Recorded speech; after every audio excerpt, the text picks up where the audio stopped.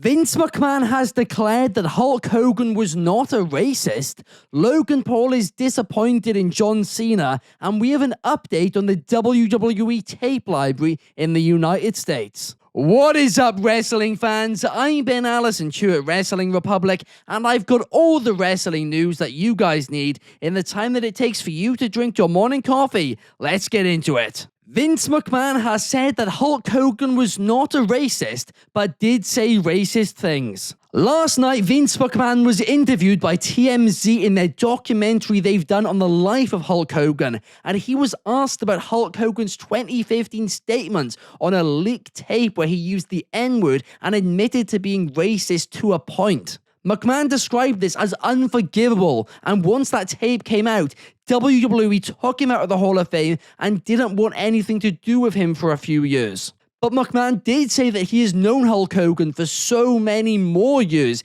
and he knew that he wasn't racist. He knew that what he said on that tape was not like him. Using the exact quote, he wasn't racist, he said some racist things. McMahon said that he should pay for that, and he did. Of course, Hogan did end up apologizing for those tapes. Also during the documentary, Vince McMahon said that Hogan passing away was a blow to his heart, and you don't think about a family member that close to you passing away like that, and he was very angry when he heard Hulk Hogan was booed during his final appearance on Monday Night Raw, which of course was at the Netflix premiere episode earlier this year. Now, this was actually the first interview that Vince McMahon has done since he left WWE, well, basically got forced out of the company after the TKO takeover. Now, one thing which Vince did not comment on during the documentary was the fact that on the day that Hulk Hogan passed away, he was actually in a car crash himself. Thankfully, nobody was hurt in that, but if you guys haven't seen the photo of the destruction that his car ended up being, it is absolutely brutal, and I think a bit of a miracle that nobody was hurt. Logan Paul has said he is disappointed, both as a person and a fan, that John Cena has turned babyface. That is right. On a recent episode of the Impulsive podcast with special guest Ariel Helwani, I actually really recommend checking it out. Logan Paul said that he was disappointed in John Cena, and to him it felt like he was seeking outside validation. He described it as watching a midlife crisis, and honestly, that is kind of what this John Cena heel turn felt like. In fact, you know what? That is the direction I think WWE should kind of address this in. That's the way they should describe it in the history books, as John Cena panicked last minute and had a bit of a midlife crisis, because honestly, that makes more sense than the actual heel turn. Now, of course, Logan Paul is saying this in character. It's a gimmick. He's trying to be unhappy. He's currently feuding with John Cena. He's going to face him at Clash in Paris. But during this interview, he was doing a really good job of making it seem like it was outside of kayfabe. He kept saying, "I'm serious. I'm being serious. I'm being serious." Obviously, he is not being serious. It is a work. It is a storyline. But I am interested to see how this goes, and I do think they will have a fun match in Paris. Cedric Alexander still wants to reunite the Hurt Business. In an interview with Muscle Man Malcolm, Cedric Alexander was asked about why he ended up signing with TNA, and he revealed that the reason was that he wanted to prove he can do things on his own. He wanted to have a successful solo run and prove his value as a singles competitor. He said it would have been too easy to immediately go back into the Hurt Business, or now Hurt Syndicate, in All Elite Wrestling. But that is something which he still wants to do long term, and to reunite that faction. Now, Cedric Alexander undoubtedly is currently doing some really great stuff over in TNA Wrestling. He is actually on one of the best runs of his career over there so far in the short run that he has had.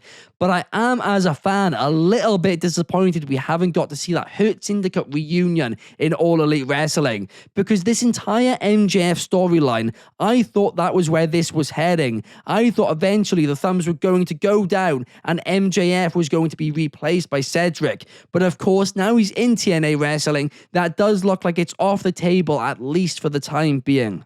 Would you guys like to see a Hurt Syndicate reunion happen? Let me know in the comments down below, and while you're there, please hit the thumbs up button and like and subscribe. So Moa Joe has revealed that he suffered an injury on the set of filming Twisted Metal Season 2. That is right. While speaking to Mike Johnson of PW Insider, he revealed that he actually fractured his ankle during the filming of Season 2, and for the rest of it went round limping. Now, something really important to note, which a lot of news sites are currently getting wrong. This is not currently why he is off television. In fact, filming for this finished last year, ages ago. And the fact that some media sites are reporting this as him actually being properly injured right now, that is just dreadful, dreadful reporting. Currently, he is off screen as part of a work. Maybe there are some real injuries, I don't know. But he was taken out during All In. It was part of the storyline. He was deliberately written off TV. But his ankle right now is not fractured. This is an old injury he was out for last year. I mean, the reason he is currently doing all these interviews is because Twisted Metal is currently out now. That is the reason for it. So the fact that some people are saying, oh, this is why he's out injured is absolutely crazy to me. But yes, he did fracture his ankle, but yes, it is fine now. Stu Grayson has officially won the longest wrestling match ever. That is right, in a match which went on for 21 hours, 49 minutes and 12 seconds the other day at a mystery wrestling event, Stu Grayson won the match. And of course, this was all for charity, raising 33,000 Canadian dollars for the Canadian Cancer Society. Wow, what a match, what a cause. This is absolutely brilliant to raise that amount of money for charity. Absolutely brilliant, and it will go down as a world record, but not in the eyes of the Guinness World Book of Records, because they asked for $16,000 to actually make it official. I mean, that's basically half the money for the charity. Of course, they'd have to say no at that point. And Evil Uno was the one who revealed this. I mean, that is just absolutely crazy to me, especially when I believe this was live streamed, and it was live streamed as well. So I cannot get my head around why they couldn't just, look at the live stream here. Like, it's not a difficult thing to fact check at all. The live stream is still available now. Bret Hart has revealed that WWE invited him to SummerSlam, only to then uninvite him. Bret revealed at Von Comic Con that he was invited to SummerSlam, but once he arrived, he was told they did not have enough seats for him to sit in front of the crowd. And as you can imagine, Bret Hart rightfully wasn't very happy about this, but as you can also imagine, Bret Hart took this chance to have a dig at other stars, such as Kevin Nash, who got a seat. He said that he has realized that WWE simply do not appreciate him. And like I always say, I mean, this has basically become Bret Hart news at this point. But Bret Hart undoubtedly is one of the best to ever do it in the ring, and he deserves to be treated a lot better than this. But like I also always say, he needs to stop having a go at people. Because anytime anything happens that he doesn't like, he then starts to have a go at other people and is like, oh, I'm better than them. Stop doing that. Like, it makes me embarrassed to be a Bret Hart fan at times, and I hate to say that because, like I said, in my eyes, he's one of the best to ever do it.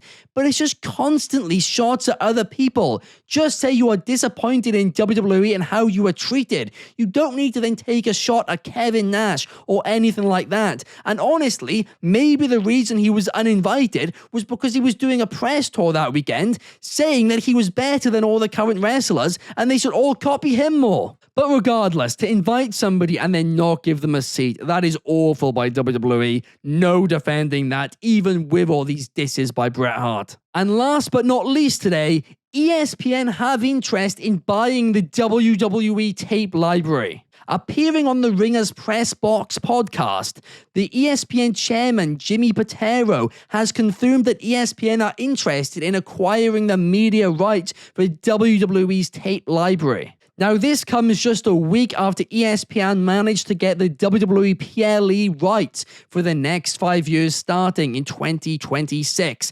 But one thing which they did not acquire in those rights was the tape library, which makes it very different to the Peacock deal which we saw in 2021, where Peacock got not only the future PLEs, but also all the past ones. And this means that we actually have no idea what is going on with the media library. US fans have no idea how they're going to watch old content when it gets to 2026. But seemingly ESPN were not even offered these media rights because Patero said that ESPN are interested in bidding once they become available. Now, something really important to note here is Netflix actually now own the international media rights to all of WWE's media library. So perhaps WWE are thinking, let's get the old stuff on Netflix. They undoubtedly would want to bid for them, and also, because all the international stuff is already on Netflix, it would make things, I think, a lot easier for WWE to actually upload their stuff over there in America now too. Now, the one thing I will say to everybody in America, you better be hoping and praying that it either stays on Peacock or ESPN handle it differently to how Netflix have handled it, because currently it's something like 2% of the WWE network is actually on Netflix. Here in the UK, we can't watch like pretty much any of the old stuff. It's really, really select shows, and quite frankly, it's just not good enough in my opinion. Really frustrating as a fan. But that does bring us to the end of Wrestling Republic news for today, guys. If you did enjoy, please hit the like button and subscribe down below. We really do appreciate it. And I will see you guys same time, same place tomorrow. Peace.